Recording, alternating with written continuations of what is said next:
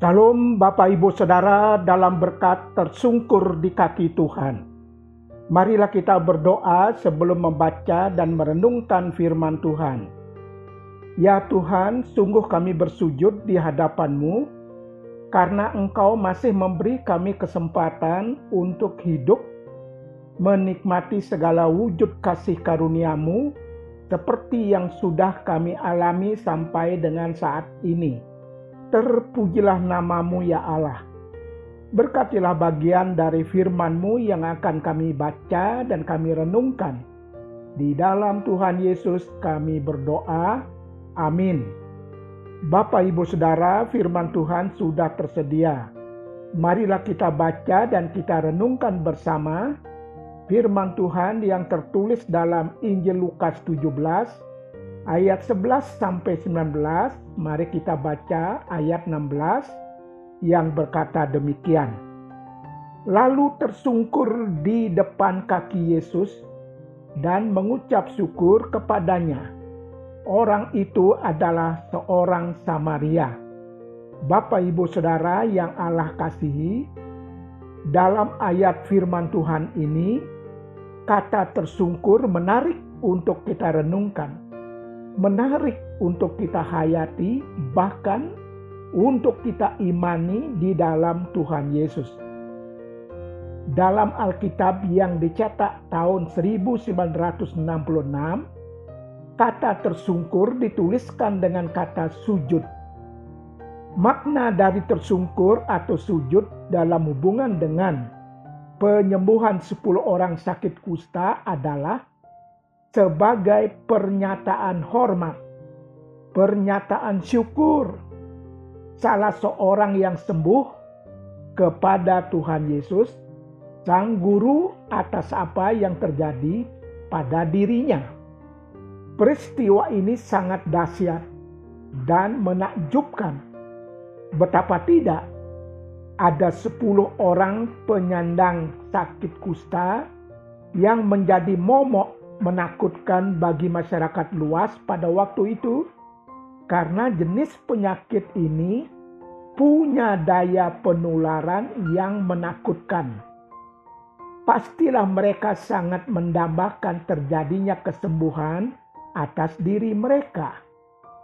Ketika mereka mendengar bahwa ada Sang Guru, yaitu Yesus, yang mau lewat di suatu desa, mereka berusaha menemui Yesus dengan mengambil jarak agak jauh.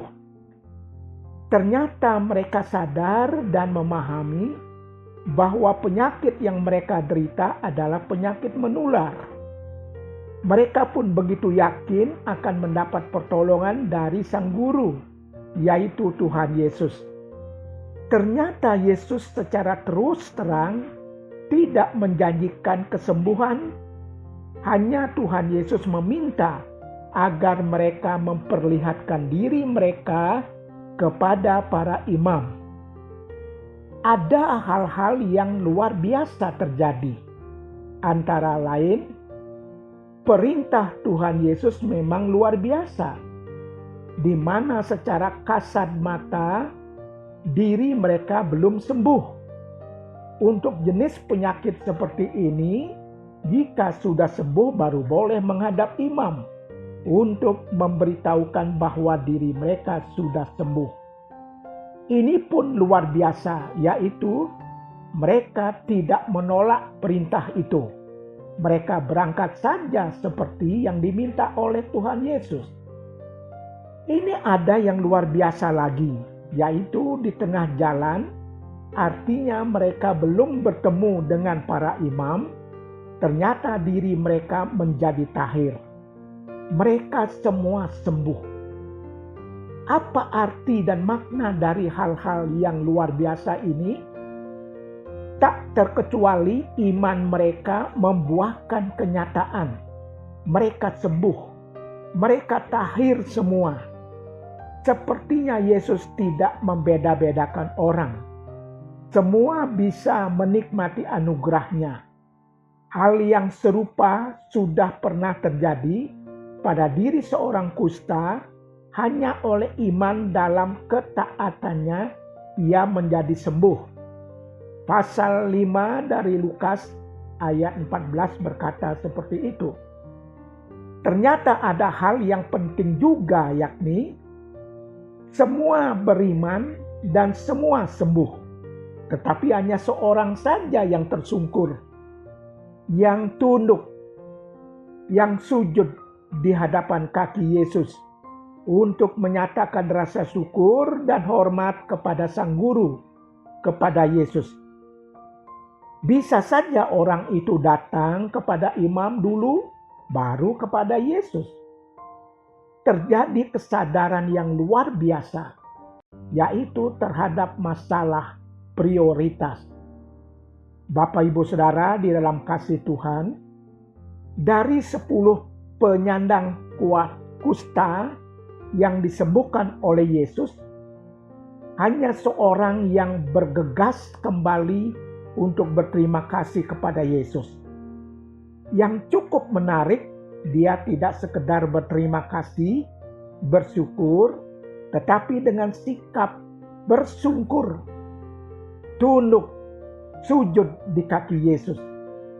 Dia sungguh-sungguh menyadari kesembuhan yang ia alami hanya oleh belas kasihan, hanya oleh kemurahan dari Yesus. Ia mengungkapkan keterharuan yang besar dan yang sangat mendalam. Ternyata dia adalah seorang Samaria yang memiliki status kurang terhormat di kalangan orang-orang Yahudi. Bapak Ibu Saudara di dalam kasih sayang Allah, sebagai orang Samaria menderita penyakit kusta lagi, tentu hal itu membuat dirinya semakin disingkirkan dari kehidupan sosial. Tanpa disangka, imannya mendapat tempat di hati Yesus. Sang Guru, yakni Yesus, tidak dirasakan pilih kasih, sebagaimana Yesus mengasihi 9 orang Yahudi itu. Dengan kesembuhan yang ia terima dari Yesus, ia semakin mengenal siapa Yesus sesungguhnya. Tentu ia merasa tidak layak untuk dikasihani, tetapi ia dilayakkan oleh Tuhan Yesus. Bapak Ibu Saudara yang Allah kasihi, mari waspada. Bisa jadi pernyataan syukur kita sering hambar karena kurangnya penghayatan kita atas ketidaklayakan diri kita di hadapan Tuhan Yesus. Barangkali kesuksesan yang kita syukuri seolah-olah itu sekedar hasil kerja keras kita yang diberkati oleh Tuhan, sehingga kita tidak begitu antusias menaikkan syukur kita kepada Tuhan. Barangkali kita kurang menyadari bahwa tadinya tubuh kita dipenuhi oleh borok dosa, lalu Tuhan Yesus menjamah dan kita menjadi tahir, menjadi sembuh atas anugerah pengampunannya, yang seyogianya kita bertelut, tersungkur, tunduk di kaki Tuhan Yesus. Bapak Ibu Saudara dalam kasih Allah, betapa bersyukurnya kita. Yesuslah yang menghampiri, yang membasuh, dan yang merawat, memelihara diri kita dengan penuh kasih.